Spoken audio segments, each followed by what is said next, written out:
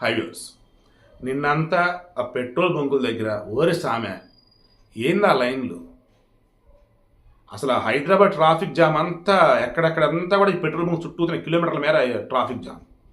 ఏందిరా అంటే, అరే ట్యాంకర్లో వచ్చే సమ్మె విరమించారు సామి, వాళ్ళు ట్యాంకర్లు తీసుకొస్తారు, ఆ పెట్రోల్ బంకులో పెట్రోల్ ఉండేది మీరు కొట్టించుకోవచ్చన్నా సరే ఏదో ఇంకా లోకాలు మునిగిపోతున్నట్టు, ఇంకా రెండు పెట్రోల్ దొరకదు అన్నట్టు, ఏది ఇంట్లోకి తీసుకెళ్తే బండ్లు అందులో పెట్రోల్ ఎవడో తాగినట్టు, లేదా నైట్ పెట్రోల్ ఆవిరైపోతున్నట్టు గంటల గంట కిలో నిలబడి పెట్రోల్ కొట్టుకుని పోతాం. ఎంత కొట్టించుకుంటారు? కొట్టించుకుంటే మహా అయితే 5 లీటర్లు 10 లీటర్లు అంతే కదా. పాప మా స్విగ్గీ వాళ్ళు, రిమైనింగ్ జొమాటో వాళ్ళు ఎవరో ఉంటారు కదా పాపం డెలివరీ బాయ్స్, ఏ మాట కాబట్టి నేను కల్లారా చూశాను. పాపం వాళ్ళు 100 రూపాయలు 150 200 నుంచి కొట్టించుకోరు. నేను ఆల్వేస్ ఫుల్ ట్యాంక్ కొట్టించుకుంటా. అంటే పైన నాకు రీడింగ్ చూసి దాని ప్రకారం నేను మరలా ఫుల్ ట్యాంక్ ఫుల్ చేయించుకుంటూ ఉంటాను. బట్ ఈ డెలివరీ వాళ్ళు పాపం రోజువారీ కూలీలు వాళ్ళు 100 150 కొట్టుకుని పెట్రోల్, వాళ్ళు ఏదో పని మీద అర్జెంటుగా వెళ్ళాల్సిన వాళ్ళు. ఇప్పుడు వాళ్ళందరికీ ఈ క్యూ లైన్లో పెట్రోల్ కొట్టుకునే పని అయినా పెట్రోల్ కొట్టుకోగలుగుతారు అసలు? వాళ్ళు కష్టం కదా. నిన్న ఎంతమంది ఇబ్బందులు పడ్డారు కొన్ని విజువల్స్ చూసా. డెలివరీ బాయ్స్ పాపం వాళ్ళ బండి నడిపించుకుంటా పట్టుకెళ్తాను, కొంతమంది వచ్చేసి నడుచుకుంటా వెళ్ళి డెలివరీస్ ఇచ్చి వస్తా ఉన్నారు. చాలా బాధేసిందండి. ఏందో మరి అకస్మాత్తుగా ఒకేసారి ఎందుకు ఆ స్ట్రైక్ కాల్ ఆఫ్ చేసారా బాబు, మన దగ్గర లేదు, నార్త్ ఇండియాలో ఉంది. ఆ నార్త్ ఇండియాలో ఉన్నటువంటి వాళ్ళు కొంతమంది ఈ బీజేపీ వ్యతిరేకంగా ఉండి ఆ రైతులకు చట్టాలు ఏవైతే తీసుకొచ్చారో అవి మంచివే చట్టాలు, కానీ నల్ల చట్టాలు అని చెప్పేసి సెపరేట్గా దానికంటూ నిరసనలో నానా హడావుడి చేసి ఏం చేశారంటే మనం చూసాం. అలాగే ఇప్పుడు దీని మీద కూడా ఇందాక నిన్న ఆల్రెడీ వీడియో ఇచ్చున్నా ఫస్ట్ ఎలా ఏంటని. అక్కడ ఒక చిన్న పాయింట్ ఎక్కడ నాకు మిస్ అవుతుంది, తేడా కొడుతుందని చెప్పేసి మొత్తం స్టడీ చేశాను. ఈ న్యాయ సంహితలో, భారతీయ న్యాయ సంహిత 2023లో ఎక్కడైతే ఈ మోటార్ వాహన చట్టం అన్నది ఉందో హిట్ అండ్ రన్కి సంబంధించి అసలు ఏం పెట్టారు నిబంధనలు ఏంటో చెక్ చేశారు.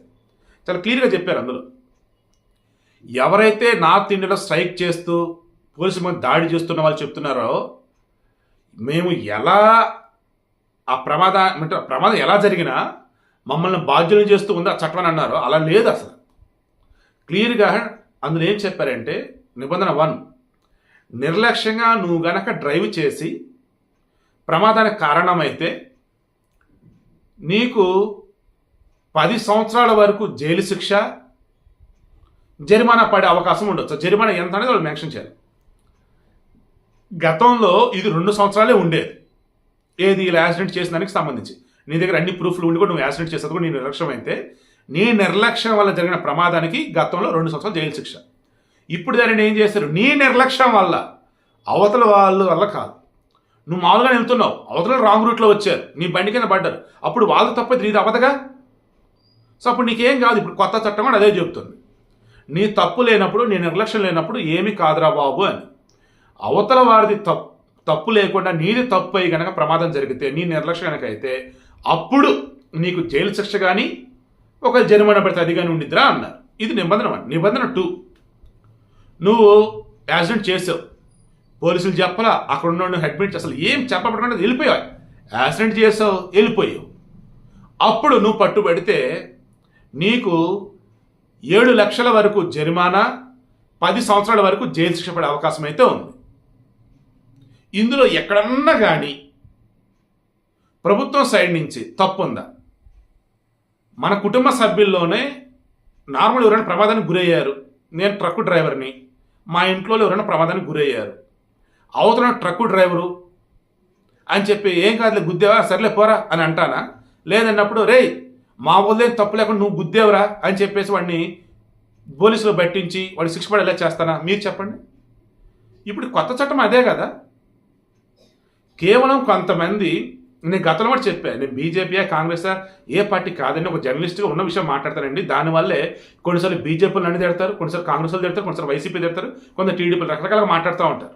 ఉన్న విషయం మాత్రం వాళ్ళు ఆలోచించరు. ఇప్పుడు ఉన్న విషయం ఏంటి, ఏదైతే కొత్త మోటార్ వాహనాల చట్టం అనేది తీసుకొచ్చినారో ఆ భారతీయ న్యాయ సంహితలో ఏవైతే కొత్త నిబంధనలు చేర్చారో దాని ప్రకారం బాధితులు ఎవరైతే ఉన్నారో వాళ్ళకి న్యాయం జరిగింది.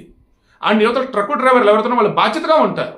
దానికోసం అవి అరే వీటిని కూడా ఆ ఉత్తరాదిలో ఉన్నటువంటి వాళ్ళు పిచ్చి పిచ్చిగా ఏదేదో హడావుడి చేసి పొలిటికల్ ట్రాప్లో కూడా హడావుడి చేస్తే మన దగ్గర ఉన్నటువంటి వాళ్ళు కూడా అదే ట్రాప్లో పడ్డారు. దాంతో వాళ్ళకి ఎక్స్ప్లెయిన్ చేశారు కొంతమంది, అరే నాయన అది మంచి కోసం పెట్టిన చట్టంరా, దానివల్ల నిజాయితీ ఉన్నటువంటి వాళ్ళకి ఏం కాదురా బాబు అని మొత్తం ఎక్స్ప్లెయిన్ చేస్తే అప్పుడు అయ్యో సారీ సార్ అని చెప్పేసి వాళ్ళు ఈవినింగ్కి స్ట్రైక్ కాల్ ఆఫ్ చేశారు.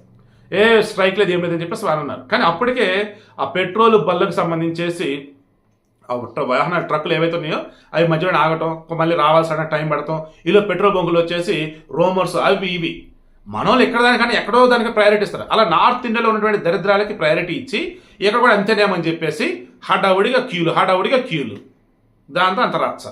సో ఫైనల్లీ మీకు అర్థమైందా? నిన్న కొంతమంది కంగారు వల్ల ట్రాఫిక్ జామ్లు అండ్ కొంతమంది అత్యుత్సాహం వల్ల ఆ రకంగా కిలోమీటర్ మేర క్యూలు, పెట్రోల్ బంకులు క్లోజులు. చివరికి ఏమైంది?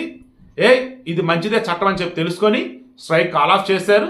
అండ్ ట్రక్ యజమానులు కావచ్చు, ట్రక్ డ్రైవర్లు కావచ్చు, ఎవరైతే ఉన్నారో రెగ్యులర్గా వాళ్ళ పనులు వాళ్ళు బిజీ అయిపోయారు. ఇది కేవలం ఉత్తర భారతదేశంలో కొంతమంది చేస్తున్నటువంటి ఈ ఎగ్జిస్టింగ్ ఉన్నటువంటి గవర్నమెంట్కి వ్యతిరేకంగా కావాలని పొలిటికల్లో ట్రాప్లో పడి వాంటెడ్గా వాళ్ళతో కలగలిసి ఇవి నల్ల చట్టాలు అన్నప్పుడు ఎవరు బిల్డప్ ఇస్తా చేస్తున్నారు తప్ప ఈ చట్టాలు మంచివే, వీటి వల్ల సామాన్యులకు మంచిగా జరిగింది.